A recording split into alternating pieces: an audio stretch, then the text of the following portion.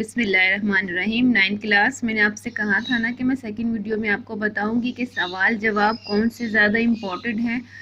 پہلا جو سوال ہوگا وہ آپ کا اردو کا ہوگا کثیر الانتخاب، یعنی کہ ایم سی کیوز خالی جگہ۔ وہی ایک ہی بات ہے، ایم سی کیوز بولیں، خالی جگہ بولیں، کثیر الانتخاب بولیں، ٹھیک ہے۔ اب نیکسٹ جو ہے وہ سوال ہوگا مندرجہ ذیل میں سے کسی 3 کے مختصر جواب تحریر کیجیے۔ اب آپ کے جو سبق ہیں، ٹھیک ہے، اردو کی کتاب کے جتنے بھی سبق ہیں اس سبق میں سے چند سوالات آپ کو دیے جائیں گے اور کہا جائے گا کہ ان میں سے 3 کا جواب دیجیے۔ ایک جو سوال کا جواب ہوگا وہ 2 نمبر کا ہوگا، ٹھیک ہے۔ ٹوٹل 6 مارکس ہوں گے۔ اس دوسرے جو سوال کے جو جواب آپ دیں گے تو ٹوٹل آپ کو 6 مارکس ملیں گے، ٹھیک ہے۔ تو 6 مارکس کو ضائع نہیں کرنا۔ ایک مارکس کی بہت اہمیت ہوتی ہے، بچہ ایک مارکس سے اچھی پرسنٹیج سے رہ جاتا ہے، ٹھیک ہے۔ تو پوری ہمت اور جتنی بھی آپ کے اندر طاقت اللہ تعالیٰ نے دی ہے نا، تو پوری طاقت لگا لیجیے گا، پوری ہمت لگا کر آپ کو یہ پورا پیپر کرنا ہے، چاہے کتنی بھی گرمی ہو، چاہے کتنی بھی ٹینشن ہو، مگر پیپر پورا کر کے آئیے گا۔ تو پہلا جو سوال ہے وہ ہے پانی کی قلت بڑھی تو نامدیوں نے کیا کیا؟ تو کیا کیا نامدیوں نے؟ پانی کی قلت سے نامدیوں کے پودے خراب ہونے لگے تھے، جس کی وجہ سے وہ دور دراز گاؤں کے کنویں سے پانی لا کر پودوں میں پانی ڈالتا تھا، ٹھیک ہے۔ بس یہ ایک ہی سوال ہے چھوٹا سا، اگر آپ اس کا جواب دے دیں گے تو کیا آپ کو کتنے مارکس ملیں گے؟ آپ کو 6 مارکس ملیں گے، ٹھیک ہے۔ دنیا میں قومیت کی تشکیل کے 2 بنیادی نظریے کون سے ہیں؟ تو یہ تھوڑا آنسر بڑا ہے لیکن آپ کو یہ بھی یاد کرنا ہے، ٹھیک ہے۔ یہ موسٹ امپورٹنٹ ہے، موسٹ امپورٹنٹ تو سارے جو میں بتا رہی ہوں وہ سارے موسٹ امپورٹنٹ ہے، ٹھیک ہے۔ دنیا میں قومیت کی تشکیل کے 2 بنیادی نظریے ہیں۔ ایک مغربی مفکرین نے قومیت کا نظریہ قائم کیا، وہ کہتے ہیں کہ قوم وطن سے بنتی ہے، گویا اہل عرب نے خاندانی، نسلی اور قبائلی بنیادوں میں ذرا وسعت پیدا کر کے قومیت کی بنیادیں جغرافیائی حدود میں رکھیں اور کہا کہ قوم وطن سے بنتی ہے۔ قومیت کا دوسرا نظریہ حضرت محمد صلی اللہ علیہ وسلم نے عطا کیا، مسلمانوں کی قومیت وطن پر نہیں مذہب پر ہے۔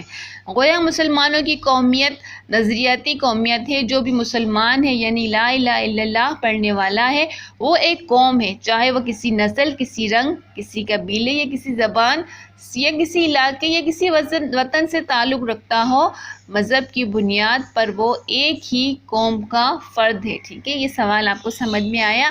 اب آتے ہیں نیکسٹ، بوڑھی کاکی نے اپنی ساری جائیداد بدھ رام کے نام کیوں لکھ دی؟ تو جواب ہے بوڑھی کاکی کے شوہر کو مرے ہوئے زمانہ گزر گیا تھا اور ان کے 7 جوان بیٹے ایک ایک کر کے انہیں چھوڑ کر چلے گئے تھے۔ اب دنیا میں ان کے بھتیجے بدھ رام کے علاوہ ان کا کوئی نہ تھا، لہٰذا انہوں نے اپنی ساری جائیداد بدھ رام کے نام لکھ دی اور اس کے ساتھ رہنے لگی، ٹھیک ہے۔ اپنی تمام جو جائیداد تھی بوڑھی کاکی نے اپنے بھتیجے کس کو دے دی؟ کیا نام تھا اس کے بھتیجے کا؟ بدھ رام، ٹھیک ہے۔ بدھ رام کو اس سے اپنی تمام جائیداد دے دی، اسی کے ساتھ رہنے لگی۔ نیکسٹ آتے ہیں، میاں بیوی کی اوہ کیسے فائدہ ہے؟ میاں بیوی کی اوہ میں کیسے فائدہ مند ہوتا ہے، ٹھیک ہے۔ کبھی کبھار میاں بیوی جھگڑے میں دونوں ایک دوسرے کو نظر انداز کر کے اوں کر دیتے ہیں، تو یہ اوں وہ کام کرتی ہے جو بڑے بڑے صلاح کار بھی نہیں کر سکتے، یعنی دونوں نے ایک دوسرے کو نظر انداز کر کے اوں کر دی، جس سے مزید بحث و مباحثہ اور جھگڑا رک گیا اور بات ختم ہو گئی۔ لیکن اگر یہ اوں نہ ہوتی تو تکرار جاری رہتی، بحث ہوتی رہتی، جس کا نتیجہ عموماً یہ نکلتا ہے کہ میاں کو گھر چھوڑنا پڑتا ہے اور بیوی کو میکے جانا پڑتا ہے۔ یوں یہ اوں کبھی کبھار فائدہ مند بھی ہو جاتی ہے، میاں بیوی کے رشتے کو ٹوٹنے سے بچا لیتی ہے، ٹھیک ہے۔ یعنی کہ درگزر کرنا، اگر ہم درگزر کر دیتے ہیں، اوں کر کے چلے جاتے ہیں، تو جو مسئلہ ہوتا ہے، جو بات ہوتی ہے وہ آگے نہیں بڑھتی اور یہیں ختم ہو جاتی ہے، ٹھیک ہے۔ اب آتے ہیں نیکسٹ، ہمدردی حیوانات میں ہمدردی کس طرح پائی جاتی ہے؟ کوئی 2 مثالیں دیجیے۔ ہمدردی حیوانات میں بھی پائی جاتی ہے، بچوں کو ایک مدت تک پرورش کرنا، ان کے لیے غذا بہم پہنچانا، بامقدور ان کو دشمن کے حملے سے بچانا سب جانوروں کی عام خصلت ہے۔ اس کے سوا عام ہمدردی بھی ان میں دیکھی گئی ہے۔ جنگلی بطخوں کا کھول جب کسی کھیت میں اترتا ہے اور وہاں کسی طرح کا کھٹکا نہیں پاتا تو سب کے سب ایک سے باندھ کر دانہ چگتے ہیں، مگر ان میں سے ایک بطخ نوبت بہ نوبت اپنے ہمجنسوں کی چوکسی کرتی ہے اور جب تک پہرا دیتی رہتی ہے ایک دانہ نہیں کھاتی۔ چونٹا جب کسی اناج کا ذخیرہ پاتا ہے تو کبھی تن پروری نہیں کرتا بلکہ اسی وقت اپنے ہم جنسوں کو خبر کر دیتا ہے اور تھوڑی سی دیر میں لاکھوں چونٹوں کو وہاں جمع کر دیتا ہے۔ ٹھیک ہے، تو اللہ تعالیٰ نے حیوانات کے اندر بھی ہمدردی پیدا کی ہے، لیکن آج کل کا انسان ان چیزوں سے تھوڑا دور ہو گیا ہے، بلکہ تھوڑا کیا بہت زیادہ دور ہو گیا ہے۔ وہ چاہتا ہے کہ پہلے میرا فائدہ ہو، پھر بعد میں دوسروں کو دیکھا جائے گا۔ ٹھیک، نیکسٹ آتے ہیں۔ حضرت عتبان بن مالک نے حضرت صلی اللہ علیہ وسلم سے کیا درخواست کی؟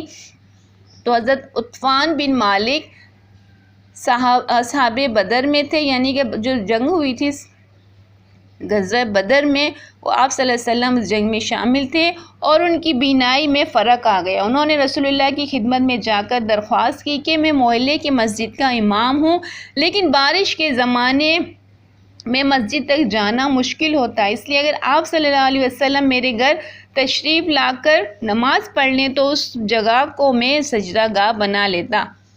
نبی کریم نے آپ کی درخواست قبول کر کے ان کے گھر جا کر 2 رکعت نماز ادا کی۔ ٹھیک ہے، اب آتے ہیں نیکسٹ۔ مصنف نے امید کو خوشی کیوں قرار دیا؟ مصنف نے امید کو خوشی اس لیے قرار دیا کیونکہ امید ہی مایوس لوگوں کے دلوں کو تسلی بخشتی ہے اور مرے ہوئے خیالات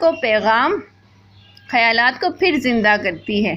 انسان اپنی ساری مصیبتوں کو آنے والے اچھے دنوں کی امید میں برداشت کر لیتا ہے اور بالآخر اس کا صبر اور امید ایک دن ان کی خوشیوں کا باعث بن جاتا ہے۔ ٹھیک ہے، انسان کی ہر صبح ایک نئی امید کے ساتھ ہوتی ہے۔ ٹھیک ہے، اگر دنیا میں امید ختم ہو جائے تو انسان کے زندہ رہنے کا کوئی جواز ہی پیدا نہیں ہوتا۔